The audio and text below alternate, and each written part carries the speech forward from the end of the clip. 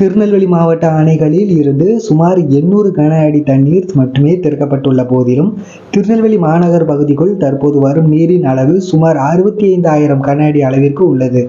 மேற்கு தொடர்ச்சி மலைப்பகுதிகளில் கனமழை தொடர்ந்தால் இது படிப்படியாக அதிகரித்து 1,00,000 கன அடிக்கு மேல் செல்லக்கூடும். எனவே பொதுமக்கள் எச்சரிக்கையாக இருக்கும்படி தாழ்வான பகுதிகளில் உள்ளவர்கள் மற்றும் நீர்நிலைகளின் அருகில் உள்ளவர்கள் பாதுகாப்பான இடங்களுக்கு அல்லது அரசு முகாம்களுக்கு சென்று பாதுகாப்பாக இருக்குமாறு அறிவுறுத்தப்பட்டுள்ளது.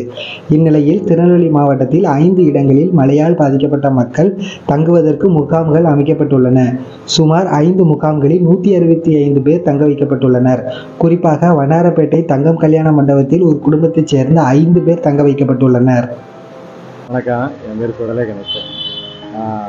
நேற்று காலையிலேருந்து மழை விடாத மழையாக இருக்கிறதுனால வீட்டை சுற்றி வெள்ளம் வந்துட்டு அதுக்கு மேலே நான் வெள்ளம் வந்துடுவேன்னு பதட்டத்தில் எங்கள் வீட்டில் எங்கள் அப்பா, அம்மா, தங்கச்சி, நான், தங்கச்சி பையன் எல்லாருமே நாங்கள் இன்னொட்டி எச்சரிக்கைப்படுத்தி நாங்கள் வந்துட்டோம்.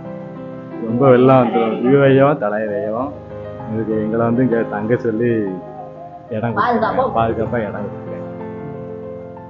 தண்ணி வற்ற விட்டு இன்றைக்கி போனோம்.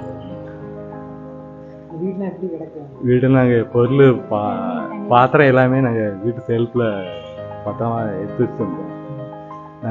நாங்கள் உயிருக்கு காப்பாற்றுக்காண்டி நாங்கள் வீட்டை விட்டு வெளியில் எல்லா வசதி இருக்குது, பாத்ரூம் இருக்குது. ஆமாம், கொஞ்சம் நம்ம படுக்கவும் கொஞ்சம் இடம் இருக்கேன். நம்ம வீட்டு அங்கே போய் இருந்தோம்னா வெளி வாசல் தான் விட்டாங்க. வீட்டை சுற்றி வெள்ளமாக இருக்கு. இன்னும் வரான்ட்டு இருக்கு, நிறைய வருவாங்க.